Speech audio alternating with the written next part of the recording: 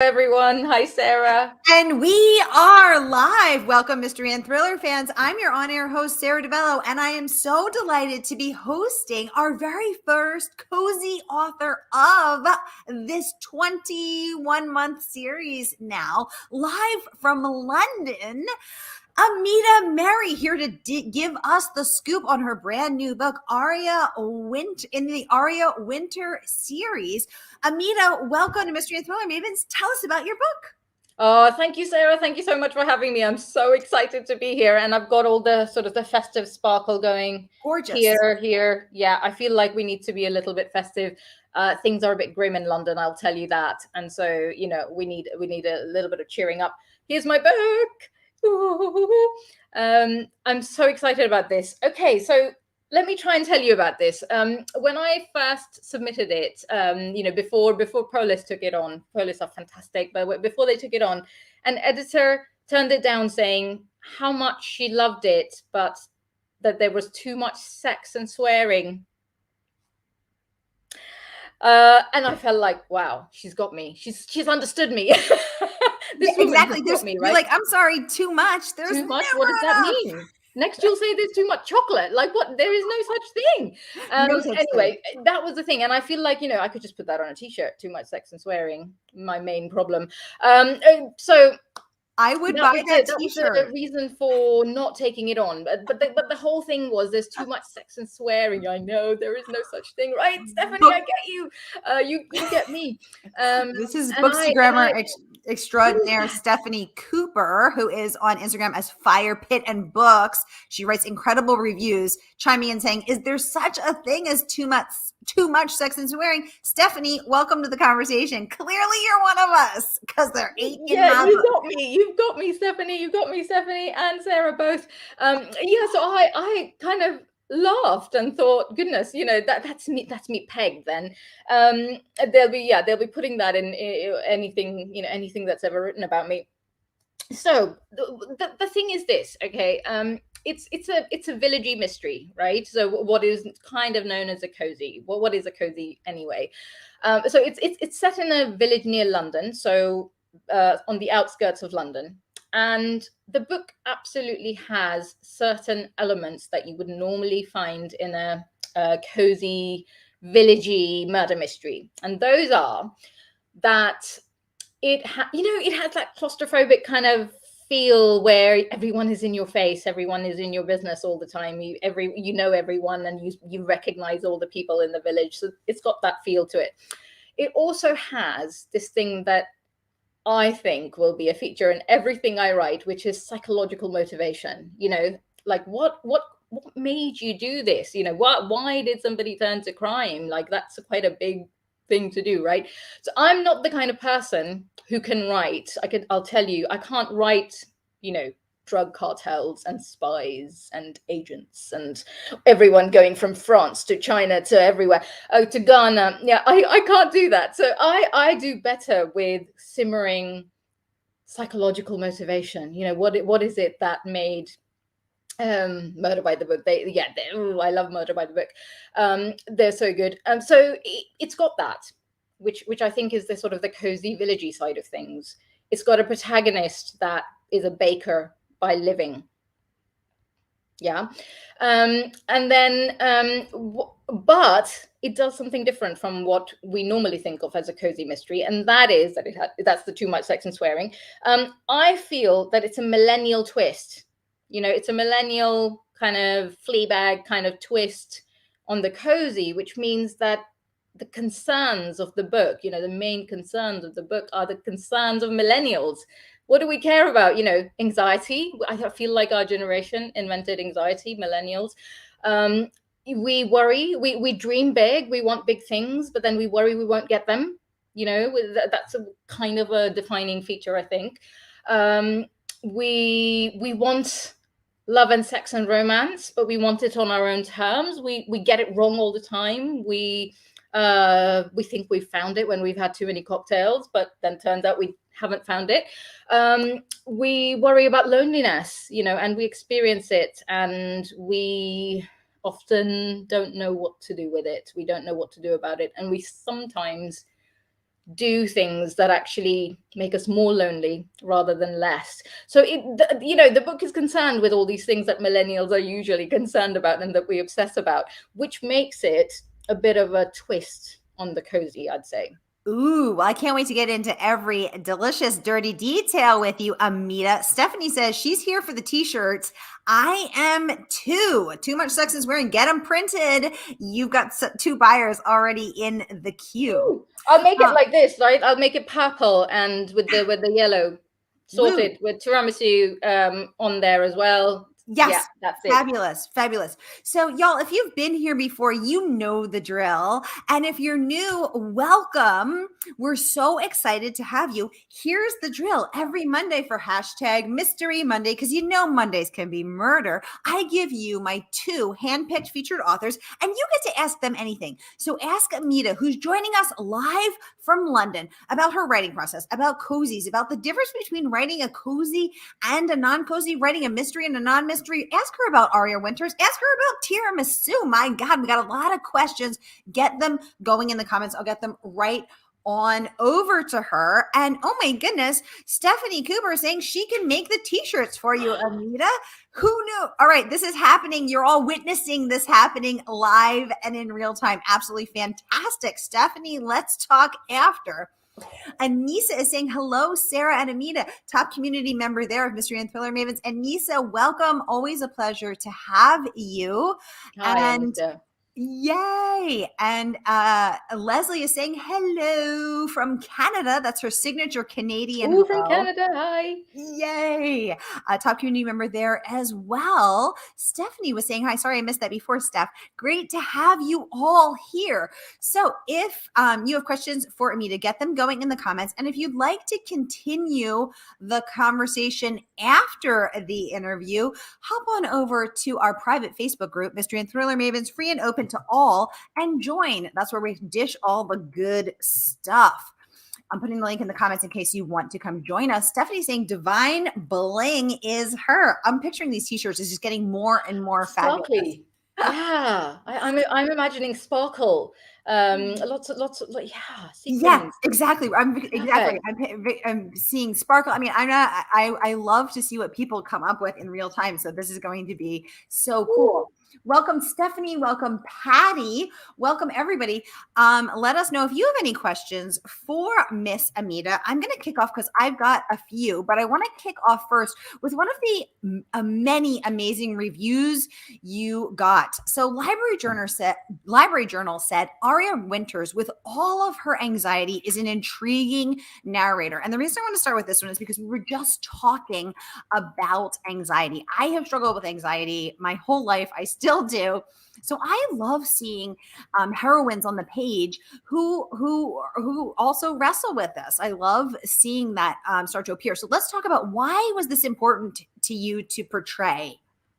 I mean, anxiety, I certainly feel it. You know, I certainly feel it, and I feel it in different ways. I feel it sometimes just as this thing that's just there. That's this just kind of takes over everything, and you can't sort of you try and talk yourself out of it and think, oh, you know, surely that's nothing. But over a period of days, or sometimes it can be weeks, if you're going through a rough time or if you're tired, you can't talk yourself out of it. It's just there. It's just there all the time, right? It's ticking along all the time. So there's that. I mean, you know, there's personal experience of anxiety. I also think that social anxiety especially is something that, you know, a lot of us struggle with. And in the last couple of years of the pandemic, I think it's become really clear, you know, how many of us struggle with social anxiety. And weird, I mean, social anxiety is so weird, because I find I'm a weird one, because I don't necessarily feel anxious before or even during an event. Sometimes it's afterwards that I'll come back and I'll think about stuff and, why did I say that? And I shouldn't have said that. And maybe I should do this better next time. Or what did they think? You know, I hope I didn't hurt their feelings, or all this kind of obsession in the middle of the night, you know. So that is a weird kind of anxiety, because it's not necessarily the way we think about anxiety, which is beforehand or during something, right? So it's kind of mulling over things afterwards. So I'm queen of that. I'm really good at that. I also specialize in that 3 a.m. Why did I say that thing 7 years ago? I'm still not over it. What is that about, right? That is the Yeah. thing. It's not even like what happened in the thing I did today, the workshop or the party. It's like years ago. And sometimes I find, I don't know if this happens to other people, but sometimes a thought will just fizz in your brain about something that happened in the past, and instantly your tummy clenches and you're feeling and so it can hit you from the past like that, and things that you sometimes even think to yourself you've resolved because you're this mature, I've done this, I've dealt with my stuff, and then it still keeps on hitting you. So I felt like it's actually really important to me to write characters that experience anxiety or social anxiety. And with Arya, the funny thing is she deals with it maybe uh, differently from how maybe I deal with it, because I feel like if I'm feeling anxious,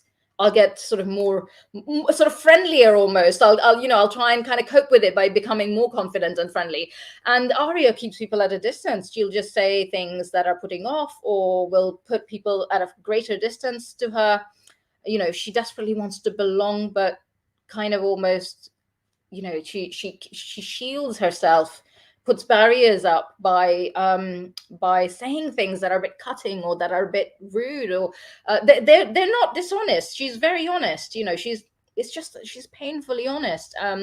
And we're not used to that. We're used to politeness. We're used to not being painfully honest, and we're used to covering what we think with politeness sometimes. So I quite like it that she's the kind of forthright person that will, that she's so painfully honest, and you feel for her, because at times it's against her own best interest. And I kind of want to be like that. I want to be that kind of painfully honest person, but it's quite hard because we're so used to, oh, this will hurt somebody, I better not say that, or I should be, the polite thing or the right thing in this situation is this. So I quite like exploring characters who don't care about those conventions and just do the thing. They say the wrong thing at the wrong time. I love that. I love that. Shay with the hobbies. Welcome back to the conversation. Good to see you, girl. She's saying, ooh, can't wait to learn more about this series. You're in the right place, Shay. Welcome to the conversation. Hi, Shay. Anissa would like to know, Amita, you have had a lot of different jobs. Is writing your favorite one? And if yes, why? Great question, Anissa. Amita, give us the skinny. Oh, thank you, Anissa. The funny thing is, writing is the one that stayed constant. It's the constant. It's that there are two. I feel like there's two sides of me that maybe is true for a lot of people. That we have the solitary side that kind of wants to just sit down and do their thing, and that's my writer side, and that's always there. But then I have the more social side that I want to work with teams, and I want to do sort of projects and that kind of stuff. So that's the side that keeps sort of morphing at times. That's the side that changes. And I have a job at the moment that I quite enjoy, which is working at a university where I kind of really try and promote diversity in the arts, in the arts industries and writing in the arts. So I like that job, but it gives me a chance to get dressed and get out and, change out of my pajamas and meet real people and be in a team. So I quite like that, because I feel like, okay, so this is another confession. It's a weird one, even more weird maybe, but like, leaning in for the weird confession. Yeah. Okay. It's not that weird. I've oversold it. It's just the weirder, the better. I mean, and now neurotic. you've got to make it even weirder. A little bit neurotic. So, okay. So if you get an invitation to a party or something, at the time I get the invitation, I think, oh, great. Or an event, social event, book event, whatever. And I think, oh, great. Yeah, that'll be great. Put it on the calendar. On the day, I will then talk myself out. I will try and talk myself out of going. And I will spend the whole day trying to come up with a plausible reason, and not plausible for anyone else, but plausible to me. Like, I've convinced myself that there's a good reason not to go, whether that's a deadline or there's going to be a storm. There are no London. I mean, there's the occasional storm. It's not that stormy.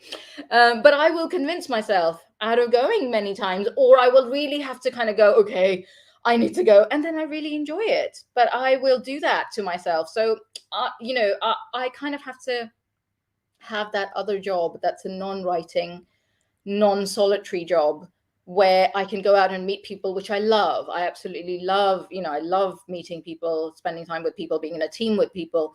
But that solitary side of me, that feels really real when I'm by myself and writing, and all there is the book and me. That's a real, it's the child in me that used to read all the time and read novels all the time.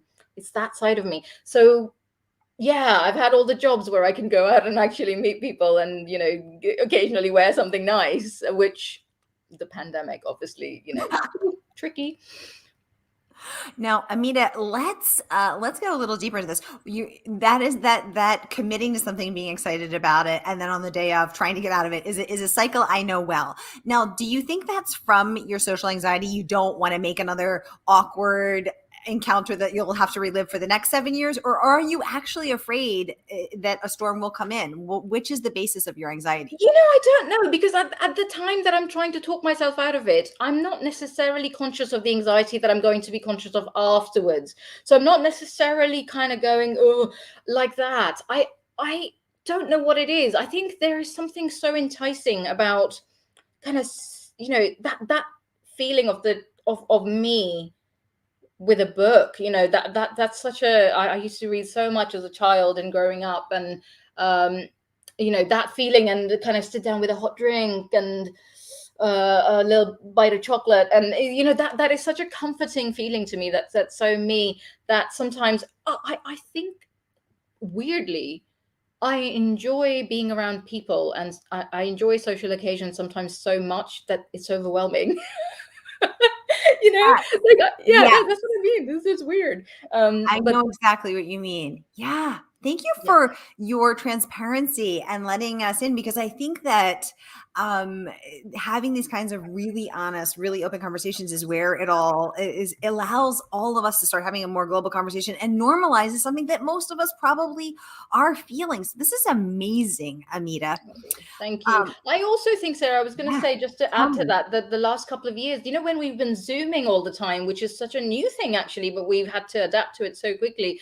I think social anxiety has changed. Some people feel more online, some people feel less online. Yes. It's weird. It's changed us. It's changed how we kind of interact with people. It has indeed. It really has. Amita, another amazing review that you got was from Publishers Weekly, and they raved this superior cozy from Mary turns the genre on its head in this wryly witty and at times poignant outing. So first of all, congratulations on praise well earned. That's amazing. But let's delve into every little bit of this. So first of all, again, you're our first cozy author. I've hosted 175 authors. You're my first cozy, which I'm so excited to finally be delving into this sub genre. And as you said at the beginning, there are some parts of this that are, so for those friends who aren't familiar, I know we got a lot of cozy fans, but for those who aren't familiar with the genre, you start off by saying that there are sort of cozy standards. It's a village. So maybe it's a little fishing village in Maine, or, North Carolina, or somewhere in, the lovely, area outside of London, or somewhere in England. There's often a lot of baking. So why do you think that is? And what made you want to dip into the genre, but then turn it on its head, as Publishers Weekly says? I love what you do with your visuals and all the quotes, by the way, Sarah, I must say. I'm so terrible at things like that, so I really admire it. It's brilliant. Oh my God, thank you. It's great. I have to say that as a writer, I don't know, maybe other writers do think about this, but I don't necessarily think of, this genre, and am I being sort of a purist when I'm writing this, or am I changing it, or am I turning it on its head? I wasn't thinking about any of that. When I was writing it, I was bringing together things I love, or that are important to me. So Agatha Christie novels, that kind of feeling of, you have a few named characters, all of them could have done it. All of them have motivations, all of them, have some trauma or some secret they're dealing with. One of them did it, but which one? So that kind of mystery I really love. I love my thing is characters. I love characters. I like developing characters. That's my main thing. And so really getting to know a character and thinking, what they could have done it. I like that one so much. I hope they didn't do it. All of that kind of stuff. I really love. So that's part of the Agatha Christie kind of model I quite like. So that was part of it. But then, we are lucky. We're of a generation that's watched Fleabag recently, and we've watched. We've gone past we will never get past Agatha Christie, no, but we don't necessarily need our village mysteries to be so I don't even know. To be so sedate, to be so complacent. I think we need to push it a bit. And having done it, I'm saying it. I didn't think of this when I was doing it. But I do think that a younger audience is ready to read that, but they need more. They need more from it. So I think that's part of it. Having those psychological claustrophobic motivations where each character has a secret that they are grappling with, and anyone could have done it, but then trying to figure out who did it. But add to that kind of the zingy, kind of sexy millennial, Arya is such a, she's so forthright about sex, for example. That's not something you'd see in a cozy, No. So this isn't too much of a spoiler. It happens pretty early on, but she has a love interest in this called Branwell. Coming from Branwell, Bronte, Bronte sisters, Branwell. And so she meets him, and, there's clearly an attraction there. There's clearly chemistry there. And he says, come over for coffee later, and if you like. And she knocks on his door that night. She's feeling really, really anxious because of various things that have been going on. She's extremely anxious. She's just, sort of really kind of going a bit crazy when she goes to him. She knocks on the door, and he's really happy to see her. And she says, and he says, okay, so do you want to come in for coffee? And she says, can we just go to bed? And, this is the day they've met, right? And he's like, should we just have coffee first? And she's like, but you invited me around. And he's like, I had just invited you for coffee. She's like, but you meant bed. And he's like, no, I didn't. I just meant coffee. So they have this. They have this interaction. He's going to be around for a few books. But they have this lovely chemistry as well. But she's so forthright that I like that, admire that about her. But she's also someone who's more comfortable almost with sex than with closeness, emotional closeness.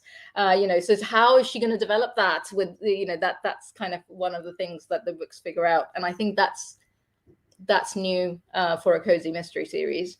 Yeah, exactly. So a traditional cozy would never show a sexually confident heroine. It would never show a woman who wants to have sex, enjoys having sex, is sexually the pursuer. You would, you might see a kiss and then it would sort of fade to black. Yeah, thank you. You nailed it. You just nailed it. You just said it there. Like, why are we so stuck in those tropes of kind of the women, women are a bit squeamish about it, don't want to talk about it, and the funny thing is, I think we are stuck in that sometimes in real life as well. And I think we need to break those. We need consensual relationships, but where women are able to say stuff, where they can express what they want and their desires. And I think that's really important. Amen. Amen. Stephanie saying, I am super intrigued. I'm adding this book to my TBR. Please post the link, Sarah. Of course, Stephanie's an amazing book reviewer and book blogger. So Steph, hoping you're loving it, hoping you will love it. And I am posting the link because y'all, treat yourself. You're doing all that holiday hustling. You're doing everything for everybody else. You're buying everything for everybody else. You're wrapping, you're cooking, you're serving, you're taking care. What about you, fam? What about you? So treat yourself. Grab this book. Stephanie, thank you for the question. Now, Amita, let's talk about writing a sexy and swearing filled book. Did it ever pop into you? Oh God, what if my aunties see this? What if my mom sees this? Just picturing your mom enjoying it, perhaps. I mean, were you cringing or were you like, enjoy it, mom? It's a good question. I have to say, the funny thing is, I think I have to shut off all the voices if I'm doing that. And I say too much sex and swearing. There isn't that much swearing, for heaven's sake. And there's like pleasant, there's good sex, there's fun sex. There's not so much like a horrible kind of nasty Game of Thrones sex. I bet all these people that say there's too much sex have probably been watching Game of Thrones the whole time when it was on. And no, so it's not too much. It's just the right amount. So that's what I'm going to put on the t-shirt, just the right amount of sex. Okay. So what I'd say is, I do tend to shut that off because I feel like, you can't be true to yourself if you're also listening to everyone else's kind of ideas about what's right to write and what's not. That said, there was a previous book, so my parents love reading my books. What I have noticed is that when it's a sort of a book that doesn't have much sex in it, my dad's like, yeah, loved it, it's amazing. And my mom's like, yeah, loved it. When there is a bit of sex in it, my mom is still like, yeah, loved it. And my dad's a bit like, yeah, it was good. He's just a little bit more held back. Yes. So I just he doesn't want to picture his daughter knocking on someone's door and the guy saying, care for a cup of coffee. And she's like, no, actually, straight to the boudoir. I don't want coffee. That's not what I came around for. It'll just make me more anxious. I have to sort of, I realized that, I do credit Fleabag for some of the stuff that we can now do because, the hot priest situation, you can't, that's not something that I would have thought somebody would get away with. And on television, I think brilliant, open that door and then do all the crazy stuff that comes into your head. And I feel like as a writer, you have to do that to some extent. You have to shut off, there's this great, Anne Lamott, who wrote the book Bird by Bird. One of the things she says is you have to write as if your parents, aren't looking over your shoulder. And I think, we kind of have to live our lives like that. We have to kind of live our lives as if our parents, aren't watching over our shoulder, because then we make decisions for us rather than for what we were taught is the right thing to do. So yeah. Excellent. Another great question coming through. This one from Ben. He's saying, hi, Amita. Great to see you. Questions. Does Arya say things you wish you said? And 2, when you're writing, does she sometimes shock you as laugh out loud shock you? So let's break that down bit by bit. Start with the first part first, please. Hi, Ben. So good to see you. So Ben,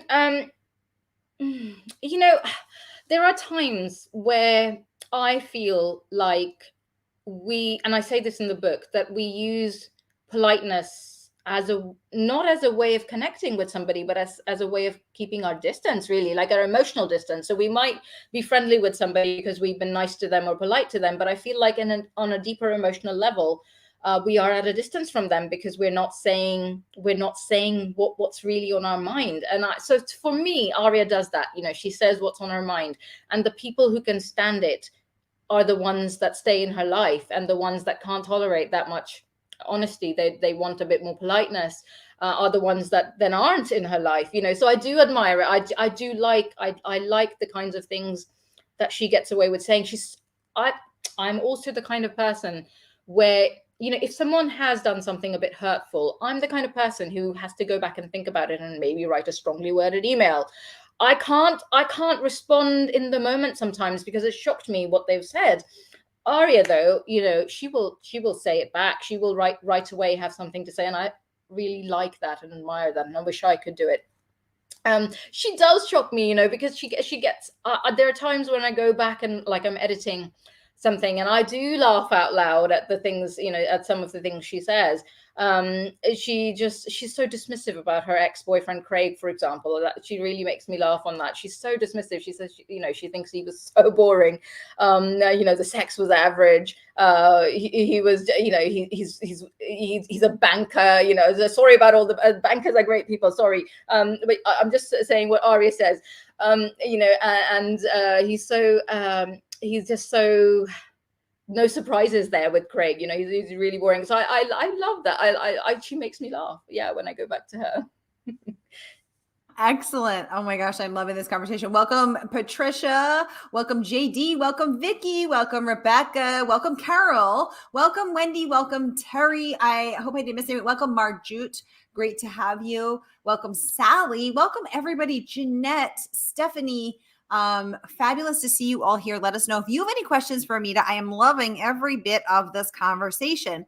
Amita, another review that I loved was by Booklist. This one raving a captivating blend of mystery and romance that explores themes of diversity and social dysfunction with subtlety and empathy, but also with wacky, sometimes ribald humor, offbeat, irreverent, funny, and boasting a broad, multifaceted plot. This one will appeal to fans who enjoy quirky, genre-defying reads. What an incredible review from Booklist.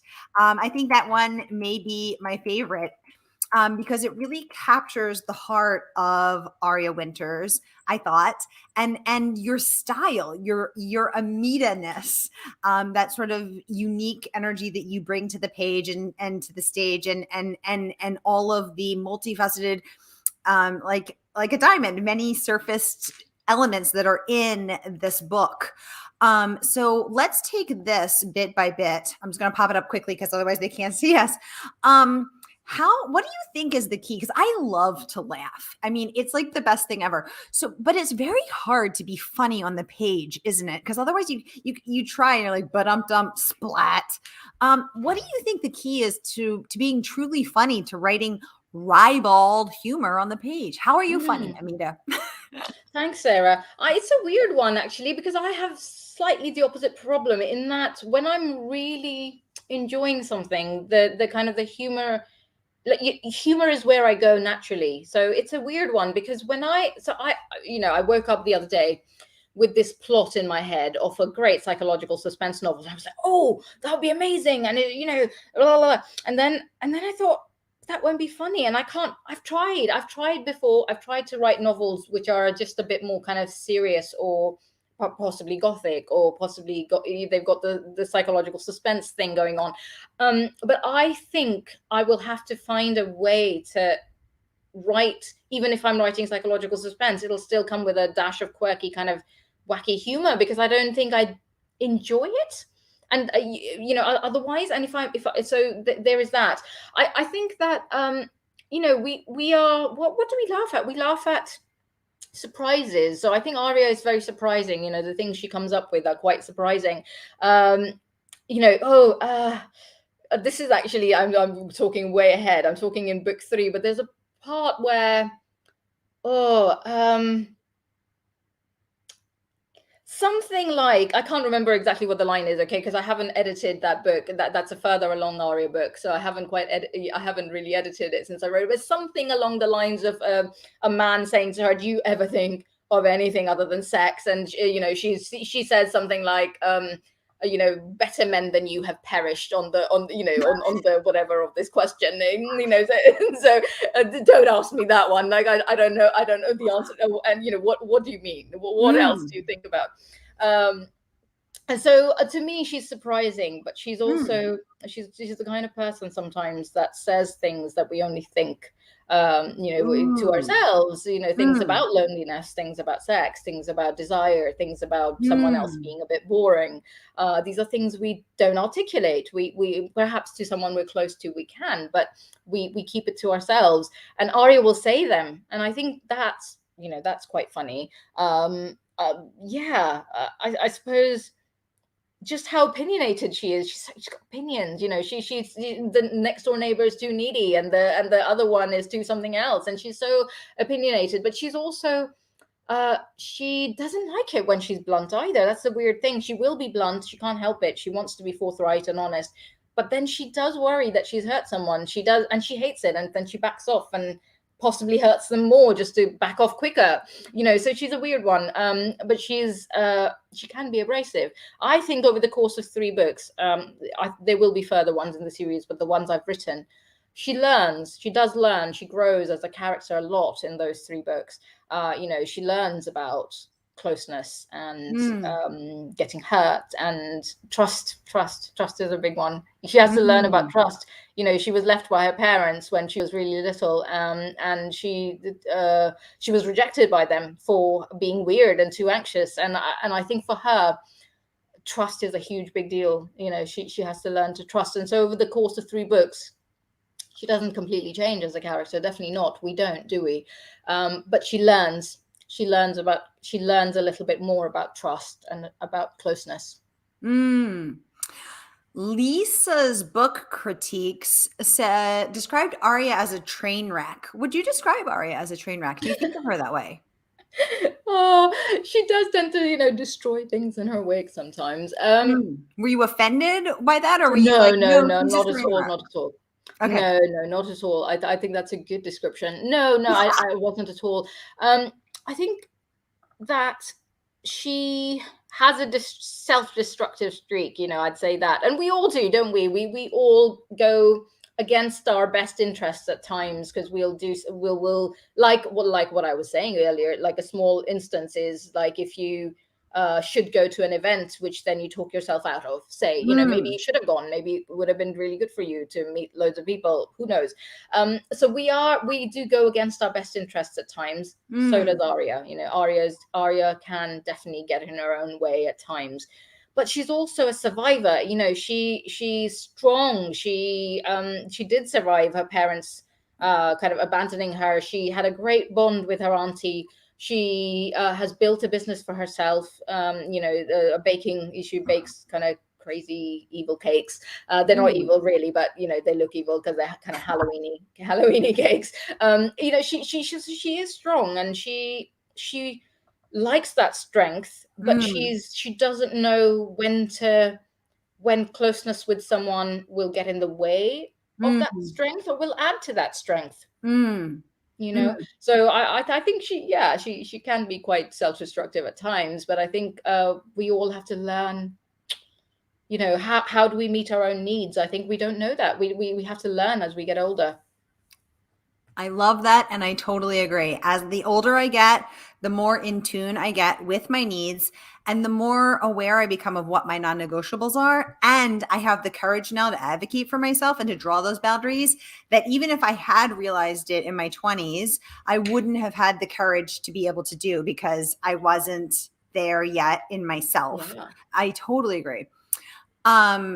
USA Today best-selling author Gigi Pandian raved quirky, witty, and macabre. This lighthearted romp through Arya Winters' English Village is filled with enough humor and charm to delight any mystery fan. Absolutely fabulous review there. And I want to remind everybody that this book is out, and you can grab it today and support a woman-owned bookstore, The Amazing Murder by the Book. So treat yourself during this holiday season. Put something good in your stocking. We have time for 1, maybe 2 more questions for Amita. So if you have any last questions, get them going in the comments. And in my Facebook group, Mystery and Thriller Mavens, I let people submit questions in advance. And this is one of my favorite that came in. If you had to be stuck on a desert island with any of the characters from any of your books, who would it be and why? Sorry, 2 characters. Who would it be and why? Well, the funny thing is, the first character that came into mind when you said that, I thought was actually Branwell, because he's quite cute, he's sexy, he's caring, what can go wrong? And then when you said 2, I thought, well, wouldn't it be Bran and Arya? And then I thought, but then I'd be the third wheel, and that wouldn't be good, right? Because they'll get together, and then who am I supposed to be with? That won't work. So if it's going to be Arya and Bran, I'll need another one. I'll need somebody else there. But if it's only one, probably, Bran is quite good. Arya is great. But I think there's a very caring side to the love interest. Love interests are so important, right? The female readers have to fall in love with the love interest, otherwise there's just no, right? That's the Well, chemistry you have also, to I mean, feel. I feel like with Branwell, he would be eye candy. So you have no TV on the island. You've got no books. That's You right. need something nice to look at, don't you? Yeah. And also, if you have to build yourself some sort of housing, he's strong, strapping. He could carry the housing materials too and help you, lash them together with palm fronds or something. Like he could help build the shelter. I'm These thinking 2 ahead. points that you've made are perfect. Yes, you look good and you're handy. That's really, really important. And I have to say, especially for me, because I'm so This is approving my ridiculously sometimes. I'll do silly things like I don't want to talk to the gas company people. I don't want to talk to the electric. I like it's like that's going to be like a really horrible conversation. So it's that kind of thing. You need somebody like Bran who'll be like, I'll talk to them for you, darling. You do need that sometimes. You do need that. And he'd build stuff. He's good at building stuff, I bet. Exactly. He's muscly. I'm going to need that if I'm on the island. Yes, he's good at the fun stuff. I think if it's one character, maybe him. I actually really also like in that book, I really like Veronica Chives, who is this American woman. She I love her. She's has this frozen custard business. And so so if you imagine like a swirly lovely usually vanilla ice cream, but make it frozen custard ice cream. So she does that, and she does flavors, and she does all kinds of stuff. And she is another woman. I think she's so strong. She's built her own business. She lives by herself. She's not ashamed of any part of her. She's just open. Different from Arya. Arya can still feel quite a lot of shame or guilt about hurting someone. She can still feel those things. Veronica, though, Veronica is just so one of my favorite lines of hers. So she's very she's this big character, and she wants to hug you, and she wants to be close to you, and she's just really open. And there's a line in the book where Arya's been talking to her, and Arya's now leaving, and Veronica's like, about to give her a hug, and Arya's like, Veronica, I don't do hugs. And Veronica laughs her head off and says, "Oh, honey, and I don't do it doggy style." So she just kind of that is Veronica to me. She just is just this effusive, wonderful character. I love her. She'd be fun. She'd be fun to have around. She's good. Yeah. A lot of good options for you, Amita. Yeah. Well, I see we are out of time, everybody. But Amita, thank you so much for coming on. What a pleasure to have you live from London, giving us the inside scoop on Arya Winters. And again, the book is out now, Arya Winters and the Tiramisu of Death. Grab it and get ready to laugh as you follow Arya's adventures and solving the mystery. I will be back tonight at 7 p.m. Eastern, 4 p.m. Pacific with Karen Oden and her historical thriller taking place in London. It's all about London today. So join me then. These are our last 2 events of the year, and then have a very wonderful holiday season, everybody. And I will see you back in January, but tonight at 7 p.m. Amita, thank you. Can I say thank you as well, Sarah? Thank you so much. You were absolutely fantastic as a host, and you're just so lovely to chat to. And thank you so much for all your questions and listening, everyone. Really lovely to have you and spend time with you. Love it. Thank you, and hope everyone has a safe festive season. Really, more than anything else, relaxing and safe and loving. Yay! Thank you so much, and can't wait to have you back when your next book is out. Yay! Okay, bye everybody. See you soon.